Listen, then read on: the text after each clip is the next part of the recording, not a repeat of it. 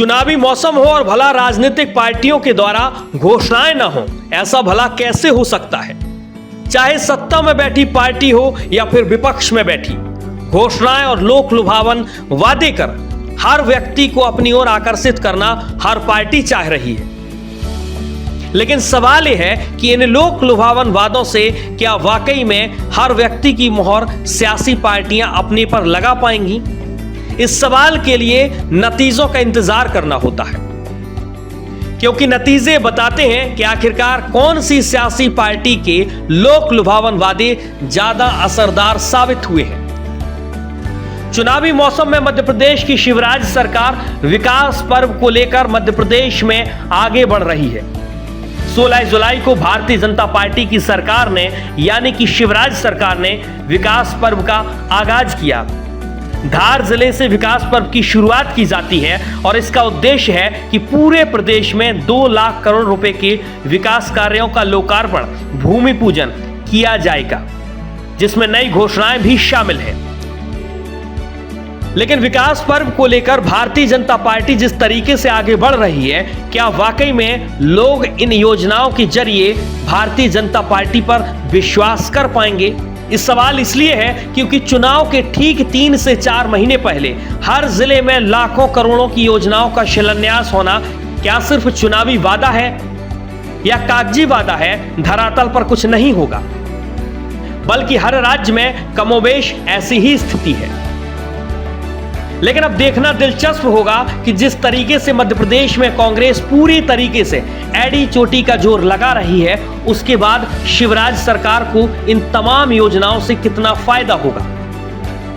BJP हमेशा से देश भर में यात्राएं निकालकर जनता के बीच पहुंचती रही है और विकास पर्व को भारतीय जनता पार्टी की एक यात्रा के तौर पर देखा जा रहा है।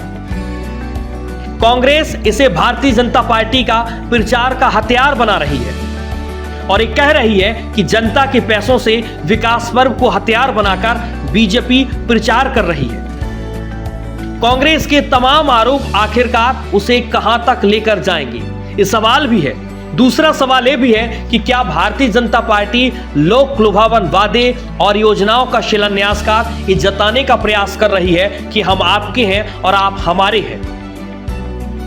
बीजेपी को जीत दिलाइए और 2023 में एक बार फिर से शिवराज सरकार बनाइए, या सिर्फ और सिर्फ 15 साल के कामकाज फीके पड़ गए हैं और इसीलिए बीजेपी ने अब सोच लिया है कि तमाम लोक लुभावन घोषणाएं उसे करनी होंगी। कुछ भी हो, लेकिन विकास पर्व के साथ भारतीय जनता पार्टी ने यह ऐलान तो कर दिया कि हर जिले में पहुंचेंगे, लाखों करोड़ों की योजनाओं का शिलान्यास करेंगे, लोकार्पण करेंगे और भूमि पूजन भी करेंगे। सीएम शिवराज सिंह चौहान ने धार जिले में नर्मदा तट से प्रदेश भर में विकास पर्व की शुरुआत की। 16 जुलाई से 13 अगस्त 2023 तक प्रदेश के तमाम जिलों में विकास पर्व मनाया जाएगा। पर्व के पहले दिन शिवराज ने करोड़ों की कुछ ही सूक्ष्म सिंचाई परियोजना का भूमि पूजन कर इलाके के किसानों को सिंचाई के लिए सौगात देने का काम शुरू कर दिया है और इसकी शुरुआत धार जिले से हुई। लेकिन अब देखना होगा कि 2023 में जिस तरीके से 1 महीने के भीतर 2 लाख करोड़ की योजनाएं और शिलान्यास का लक्ष्य भारतीय जनता पार्टी ने रखा है, वो कहां तक पूरा हो पाता है। कितने लाखों और करोड़ों की सौगात आखिरकार किस जिले को मिलती है और इसका आउटपुट भारतीय जनता पार्टी को कितना मिलेगा? कहीं विकास पर्व का साइड इफेक्ट तो नहीं होगा? क्या वोटर वाकई में समझ जाएंगे कि ये लोक लुभावन वादे सिर्फ और सिर्फ चुनाव के लिए किए गए हैं और इसका सीधा फायदा विपक्ष में बैठी कांग्रेस को मिलेगा? इस सवाल उठना इसलिए लाजमी है कि कांग्रेस भी किसी से कम नहीं है। आने वाले समय में कांग्रेस का घोषणा पत्र जारी होगा और बीते 15 साल की शिवराज सरकार के एक के बाद एक बड़ी योजनाओं की पोल कांग्रेस खोलेगी। लेकिन अब देखना होगा कि विकास पर्व बनाम कांग्रेस की स्थिति मध्य प्रदेश में होगी क्या। आने वाला समय ये बताएगा कि विकास पर्व कितना बीजेपी के लिए लाभदायक होगा, कितना नुकसान देगा।